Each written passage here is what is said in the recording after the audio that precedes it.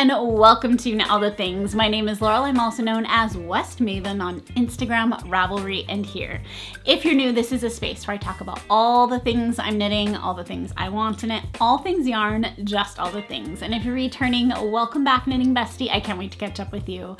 In this week's episode, we are going to talk all things Aureliano. I finished the sweater. I've made a lot of mistakes and I can't wait to share that with you.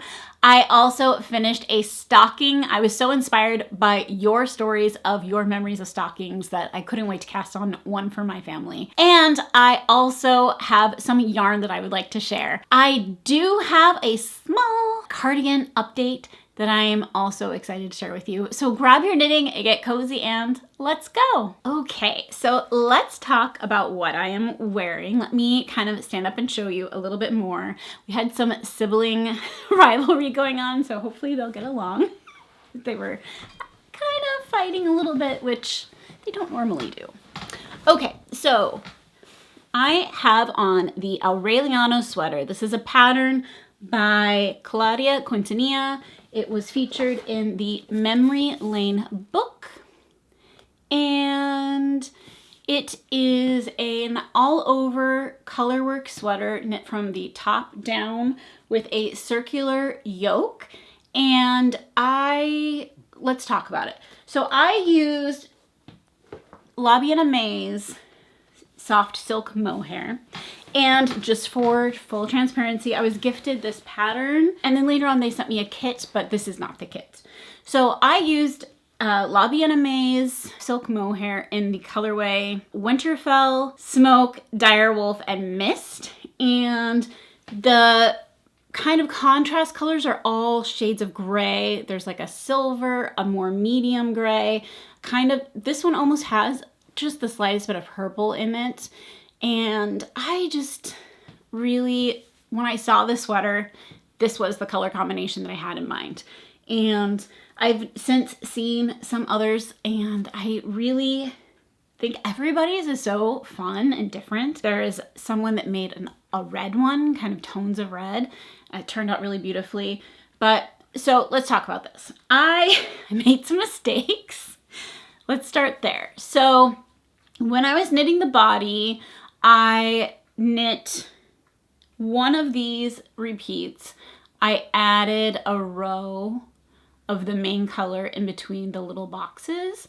And so it made that pattern much wider, and it looked like that part of the sweater was almost stretched out, was the effect it was giving. So I had to rip back and reknit that one. And I hadn't gone too far. I probably had done one of these little X motifs and then one of these. And so not a big deal, ripped out. That was at the bottom. Then I, at some point, decided not to read the pattern, and I just made an assumption that I was done knitting the body all of a sudden and did the short rows and bound off. And then once I finished the sweater, I tried it on and thought, oh, like, it's not bad, but it's also not how I want it, right? So I decided to rip back to the last motif, took out the short rows, took out the ribbing, and then reknit one extra motif, and then I did the ribbing and the short rows. So, and I believe it was to pattern, or very close to. It might be just a tad shorter is how it ended up, because I wanted to end on this motif. I didn't want to end on this motif. So that's how it turned out. And I wanted also the sleeves to be long on my hand. I like having long sleeves. I don't want to I like to be able to reach and have it come right to my wrist or just above my wrist, as opposed to like the ones that I didn't want this to happen. I wanted it to be longer on my hands. I really was looking for making this as a cozy, kind of elevated cozy sweater. I didn't feel like, I felt like all over mohair, and I have a couple all mohair sweaters. I feel like no matter what, they're gonna look a little bit more elevated than if you just knit it with wool. It's just kind of how it is perceived. There's a little bit of a glow from the silk that kind of gives it that elevated look. And I felt like I wanted to also be able to throw it on with jeans and have it just be kind of a nice outfit. So I chose the blues as just, I felt like the Winterfell color is what I started with. I felt like that would look nicest, closest to my skin. And so that's kind of where was my jumping off point. And then I pulled from my stash just to see what I had and what would look nice together. And I ended up going with the monochromatic contrasting colors. I chose a size that, according to the pattern, is a size larger than I would have knit. So I wanted a 40-inch bust that is about anywhere from 5 to 4.5 inches of positive ease, depending upon like the week. So I knew that I wanted the 40-inch finished bust, and so that's the size that I chose, which happened to be a size 3. And I believe for the ease recommended in this sweater, I should have knit a size 2, but again, I knew my preference as far as bust circumference and what I prefer in sweaters, and so I'm very happy with how this turned out.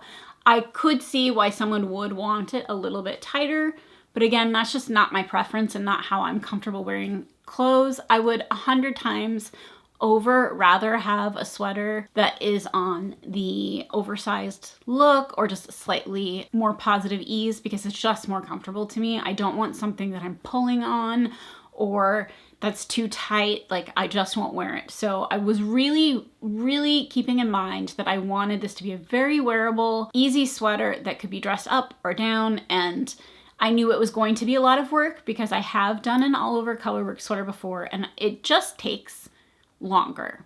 If you just do a colorwork yoke, that part is pretty fast, even though you have a lot of stitches on.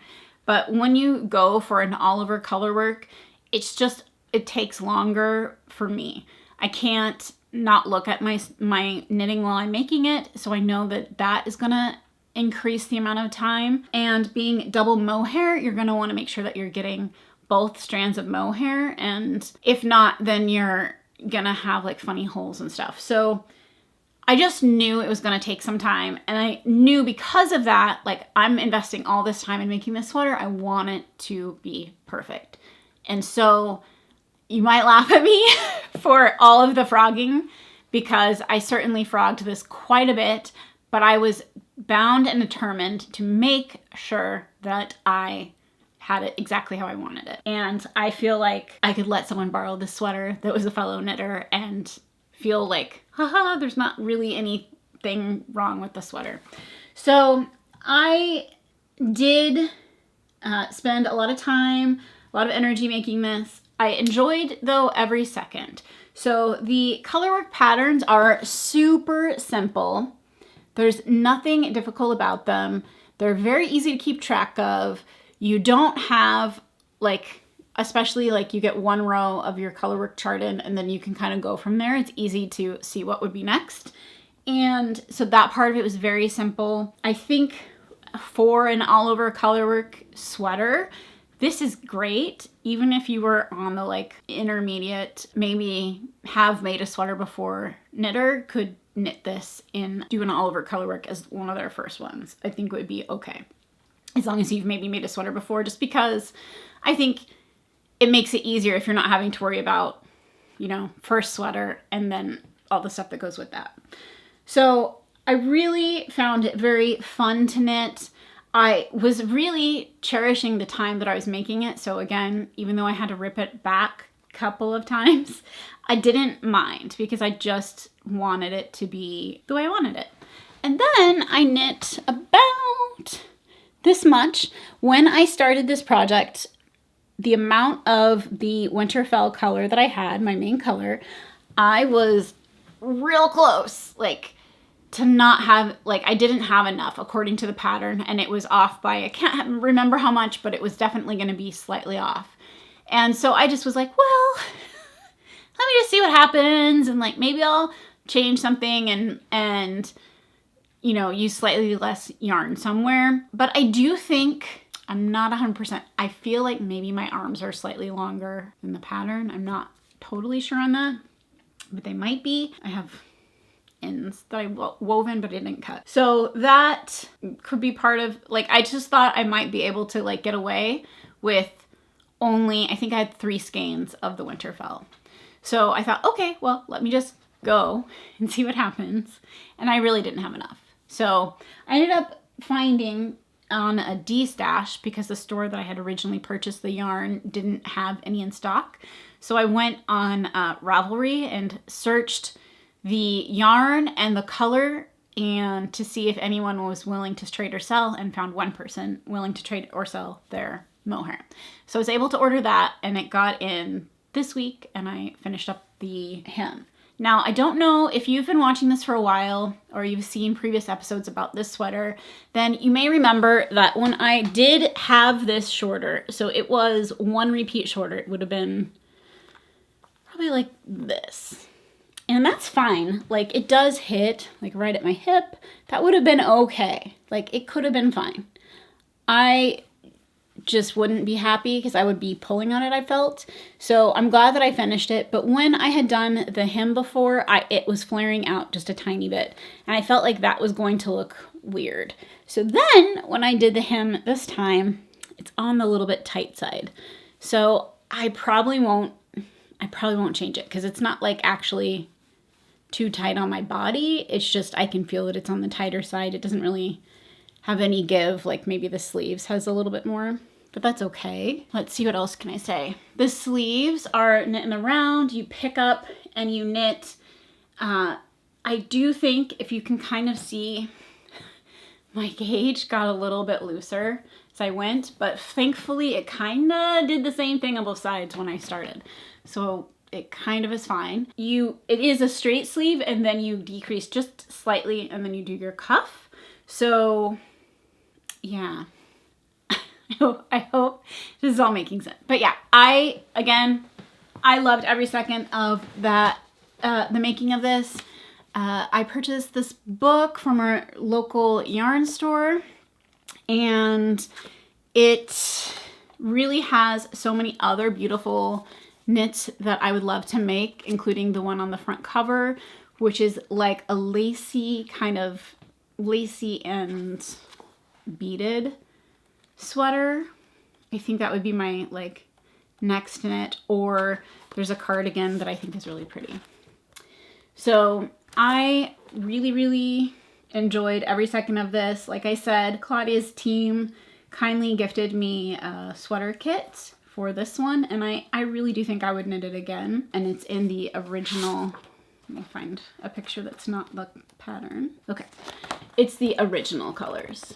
And this original one is done in Ito Sensei yarn, and also really pretty. I think I don't normally wear this color, but I actually think it would go okay with my skin tone. And I really like the kind of orange accent.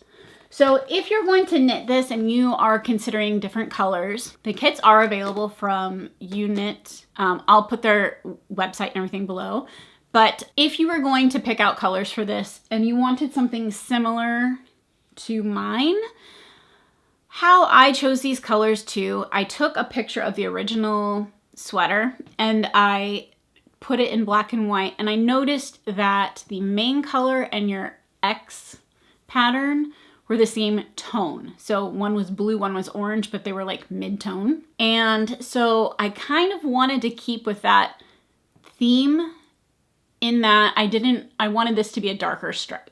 So I wanted to keep in with that theme, and I wanted this to be a darker stripe, just like her sweater. And then mine is different looking in that in her kind of, this is what I call the boxes section. So in the little checkerboard box section, hers is a light color and then a darker color and then another light color, so that you also get a little bit more of a little striping, rather than mine being kind of bigger looking stripes from a like far away standpoint. Close up, you can tell that they are different colors, but I think farther away, it doesn't read as clearly as like hers does. So if you were to do it and you wanted this to be more like hers, you'd want to be picking a darker color for this mid color than I did. So that's just a little advice. I love picking out colors with people. So if you were ever like, I want to make this sweater, what do you think? Send me a message on Instagram. We can chat about it because that's super fun to me. Anyway, I really can't say more about this sweater. I love it so much. Every sweater that I've seen out of this book has looked amazing and looks amazing on different people, and they're kind of seeing everybody's spin on it. I think is really fun. So that's the Aureliano Sweater by Claudia Quintanilla. And again, it's out of Memory Lane book. And I'll link everything below. Oh, and by the way, thank you to the Ravelry who I was able to buy this mohair from, because it really was life-saving. And I don't believe that La Bien Aimee marks lots on her mohair. And I really spent a lot of time trying to see if it was going to be the same. And I think also because it's held double, you cannot tell where the different skeins are in this. So for the first two, I just took one strand from each ball and I did that. And then for the last skein that I had prior to this one, I just did an inside and an outside strand held together, which is what I did on all of the contrasting colors. And I will also say that I only used one skein of each contrasting color in the 50 gram La Bien Aimee skein. So again, make this sweater. It's awesome. I had a lot of fun. I have a lot of fun when I have something that maybe I have to think about a little bit, but it's not overwhelmingly hard, which is how I would describe the color work in this. So again, it takes a little concentration just to like make sure you're doing it right, but from a all over standpoint, love. Love, love, love. My next finish knit and cast on. So I recently just cast on the cuff. So I'm, again, not very far on this. But I am making my kids stockings. And just for a little privacy sake, I'm not going to show the name.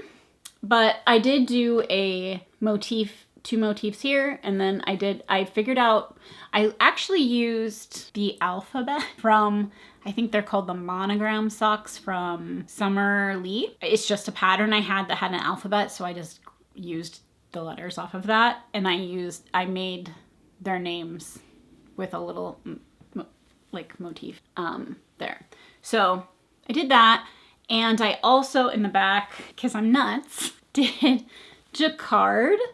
Ladderback jacquard, because there were big spaces in the words, and I didn't want to have big floats for a stocking that I'm going to be putting things in. I was afraid, because I've not done this before, I was really afraid that I was going to have floats that would get caught on like things going in and out of them. So I'm probably making this 9,000 times harder than it needs to be, but there we go. So then I did a tree motif, and then a little just design, candy cane motif, some, I don't know what we call these, poinsettia type flowers. Little tiny, oh my god, might be my favorite one. And I'm not a bauble person, but I'll make an exception. Little Santa hats upside down, so cute. Another one of these kind of like snowflakey things. I did like did green with the yellow and red to make it kind of look like Christmas lights. And then for the grand finale. So, because like I sometimes think, why am I doing this? Why am I making this so hard? Why am I making life harder than it needs to be? But I just have to. So for my last motif on this one, and soon as I saw this motif, I knew I wanted to do a 3-color motif. And so there's like a gift box one, and I actually made a mistake, but it worked out because 1, I don't think anyone can tell, and 2, let me see, it's not even on this one. Yeah, I'll show you, because I like to show my mistakes. We're not perfect, right? So I forgot the little red stripe on this one for whatever reason, but basically I just did a 3-color color work there for the gift boxes, because I just wanted more yellow in the stocking to kind of tie it all together. And I wanted green packages with red bows. I really wanted the red bows. So now I have 2 kids. So for my second kid's stocking, on my first kid's, I did the red and white letters for his name. And so for my other kid, I'm going to do green background, white. Why can't I think of it? white main color. And then I'm going to kind of use similar, I think I'm going to do similar motifs on his, but I'm going to switch up some of the colors that I use just so they are different. They're not exactly the same, but they have similar elements, I think is the plan. And it'll keep it interesting to me. I will also do gift boxes. And I do think leaving it on the toe is a smart thing because that's where my color work is probably, if anything, the tightest spot. I also didn't steam or do anything with this yet. I was afraid that it was going to take forever to block. So this will look nicer when it's blocked. Okay, so for colors, I am using for my main color Cascade Yarns 220 Superwash. This is the color 817, which is their cream. There is, I think, one other color that's a white, but this is the like cream color. Then I'm using from Plymouth Yarns, the color Pine. And this is their Superwash Merino. And this is more of a DK, and I would say the white is more of a worsted-ish, worsted DK. This is red.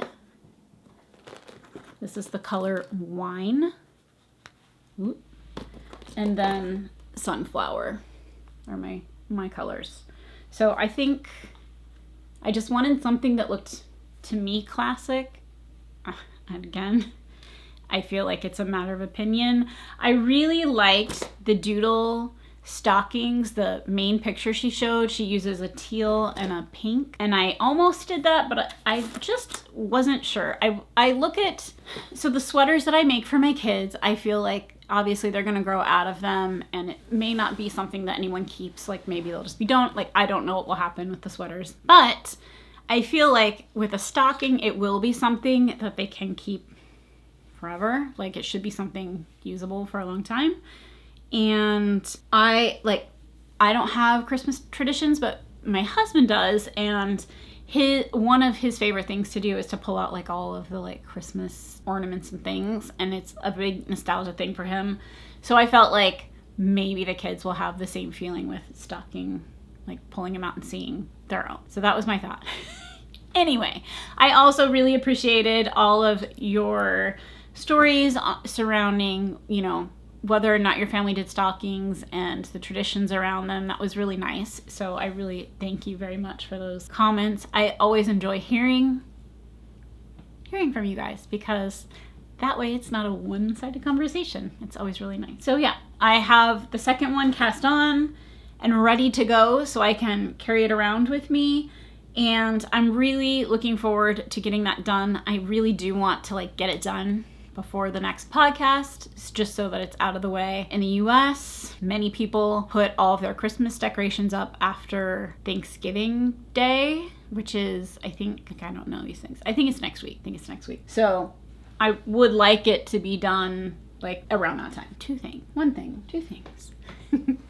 We'll see. So let's talk before we move on. Okay, so the Holiday Doodle pattern itself is by Jamie Lomax. It's basically a top down or a cuff down stocking pattern, which is my preferred way of making socks and my preferred way of making things. So I wanted a top down, so that was perfect. She offers several motifs in the pattern that you can pick and choose. For example, it's not like laid out this way, like this is how it's gonna look. It's just laid out in several motifs. And then she gives some good direction on how to pick your colors, how to pick your placements. One of the things she recommends is like, you know, don't put all giant ones, or, you know, break them up with some littler motifs, stuff like that. Use darker and then a lighter color just to give it more interest. So all of those types of tricks and tips are in there. And with that, she does have a new book called the Doodle Knit Directory by Jamie Lomax, and this one has 9 knit accessory patterns, and then you have 200 whimsical colorwork motifs. And she gives directions on how to best choose your motifs again, how to choose colors. I'm gonna try to show you a couple without spoiling charts and things. She gives direction on, you know, high contrast, low contrast, stuff like that. Let's see. Let's just show you maybe this. So she has this cute like hat pattern, and then you can pick your various motifs. And so this one is like a little, it looks like she has 3 motifs. So this is probably one with the little triangles and the dots. Then you have the cat one, and then you have this top one. And this one over here, it looks like she has 1, 2, again, 3 motifs. The larger one on the bottom, which is like, looks like kind of like leaves and flowers and a little decoration. So there is definitely a lot of good information. There's little spaces that she has like charts so that you could doodle out your own, like where you're gonna put what. And she has directions for I like this. I haven't seen this one made. I've seen a lot of like the doodle cowls and a couple of hats, but she also has this really cute headband, which I think would be super fun to make.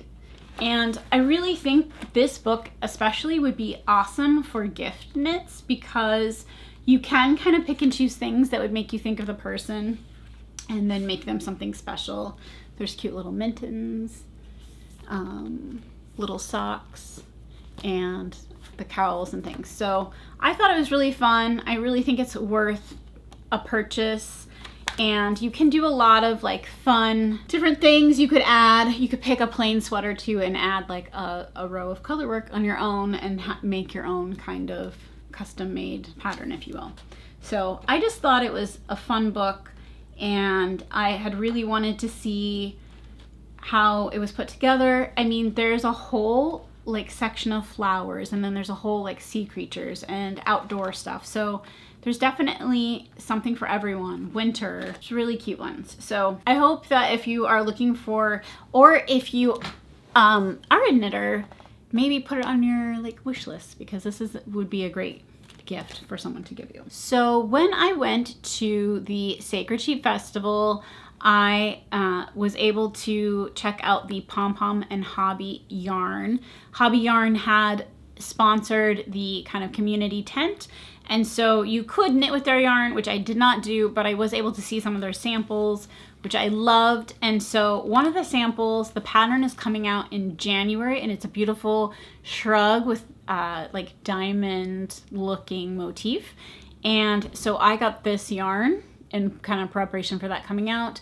It's the black colorway, and it's really, really soft. It is a cotton and alpaca blend, 70% cotton, 30% alpaca. And in 50 grams, there's 105 meters or 114 yards. So I'm very excited for that pattern to come out. I am gonna beg and plead to test it. I'm telling you now. So I'm hoping that, yeah, I'm excited to knit with this yarn.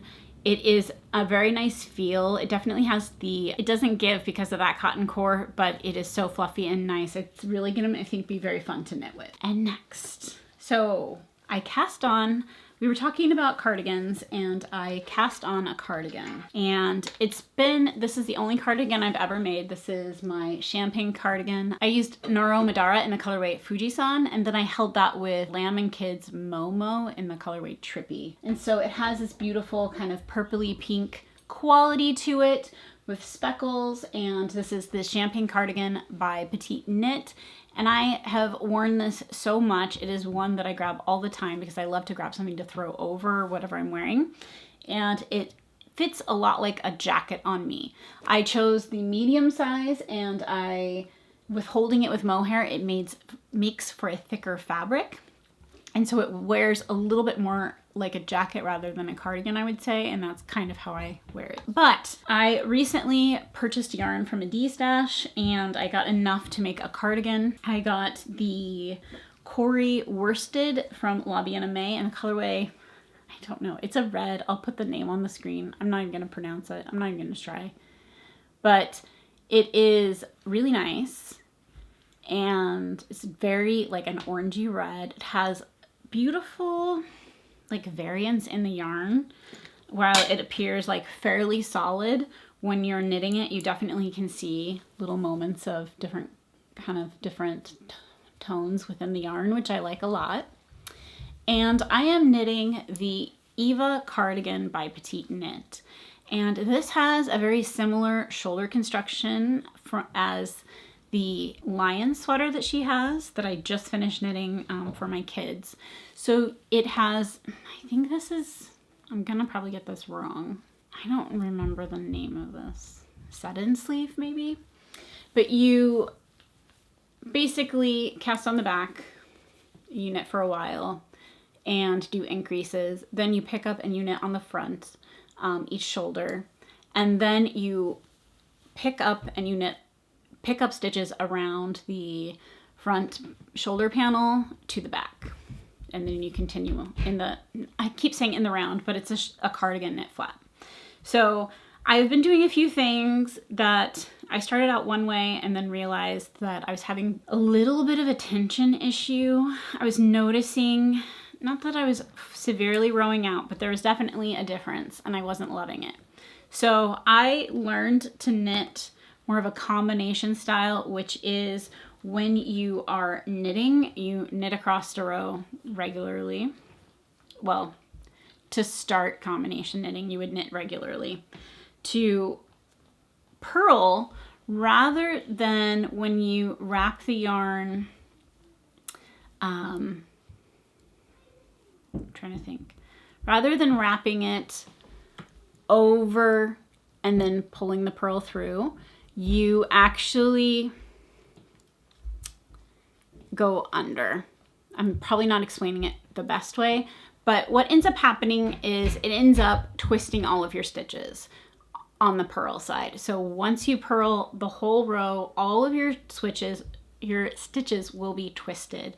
And to combat that, you then knit through the back loop and it rearranges your stitches correctly. So once your stitches are twisted, you then knit through the back loop to make them look correct, and you just continue on. You have to just make sure that when you're doing your increases, which the way these increases are make one right or make one left, it's not really messing with the orientation of the stitch, but I just like to keep an eye on what they're looking like because I do sometimes accidentally fall into the correct purl way. So I haven't gotten into a groove with it yet, but I have noticed a much more even stitch definition as opposed to the other way. My kids are home and they're running in and out, so if you hear some bumps, that's what's going on. But anyway, I love it. This color is really fantastic, and I'm really excited to get this done.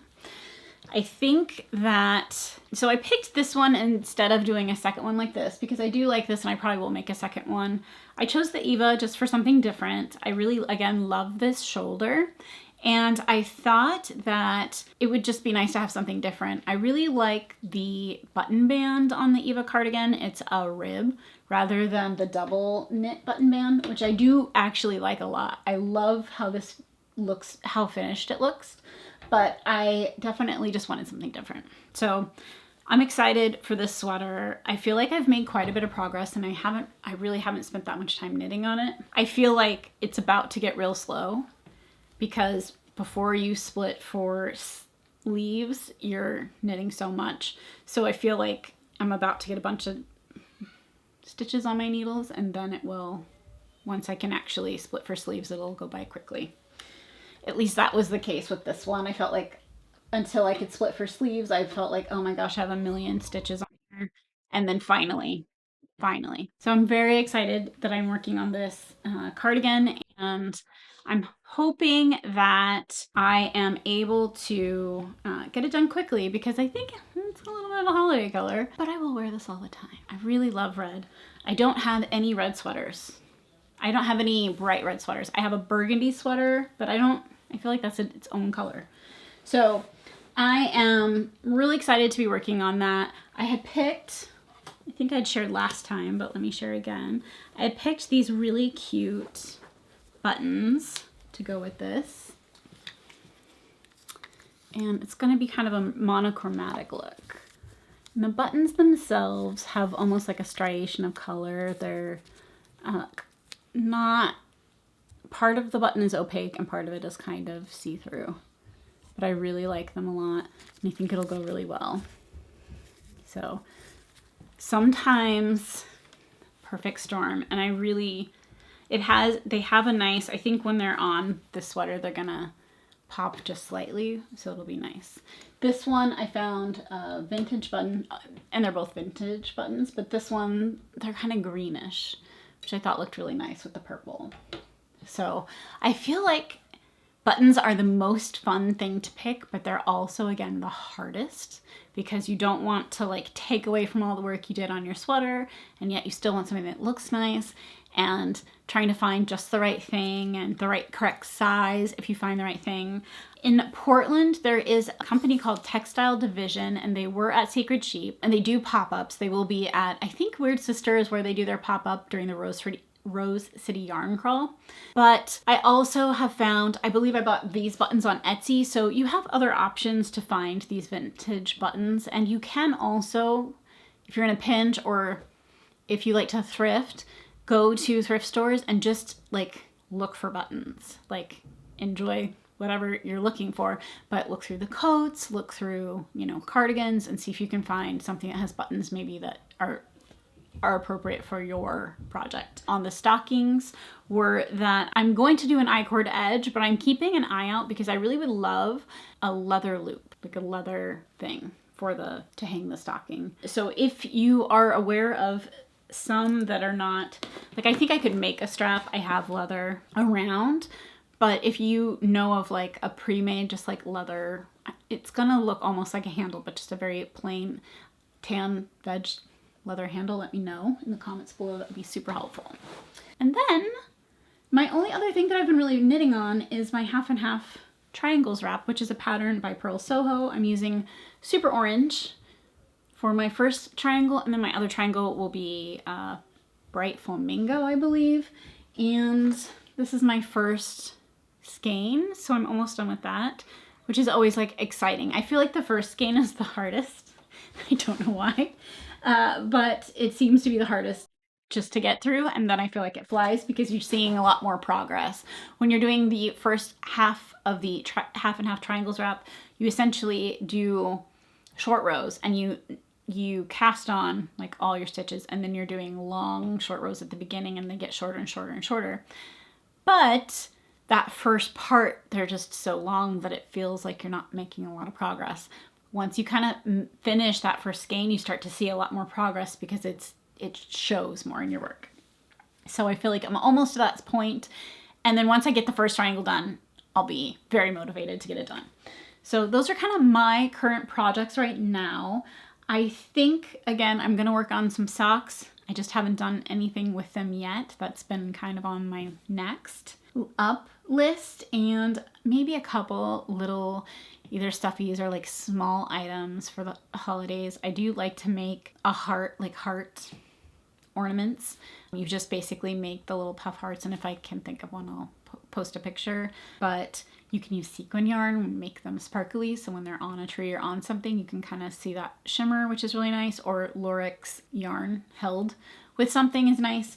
So I think I might make some of those, at least a couple, because I have this goal that one of these days I will have a ton of them, and or make a little tiny garland or something. So that's what I've been working on, and that's kind of my future plans. So for future episodes, I think in the month of December, I'm going to do a sort of Ask Me Anything, a pared down one, but I would love it if you have any questions for me or about knitting to leave them below in the comments. I would love that so that I can answer some of your questions for like a special episode. And other than that, that's all my knitting. That's all we have today. So I hope you guys enjoyed this episode. If we're not yet knitting besties, please make sure to hit the subscribe button and like this video. It tells YouTube that other fiber enthusiasts like yourself enjoy this type of content. Until next time, make some yarn magic.